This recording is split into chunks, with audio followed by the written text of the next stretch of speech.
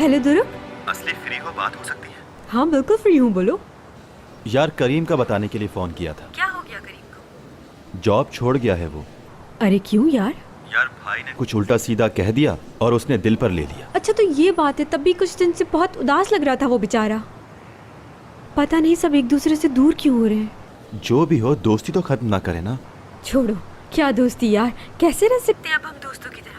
बहुत बड़ी बेवकूफ़ी होगी अगर कोई समझे कि मोहब्बत करने वाले दोस्तों की तरह रह सकते। मतलब ये सिर्फ मेरी राय है, मैं अपनी वजह से नहीं कह रही, शायद समझा नहीं पा रही। तुम समझ रहे हो ना? सुनो, मेरे पास एक प्लान है। मुंह की बात छीन ली वल्ला। मोहब्बत करने वालों को फिर से मिलाना तो बहुत नेकी का काम है। शायद इसके सिले में किसी दिन कोई हमें भी मिला दे फिर से। हमें से क्या मतलब?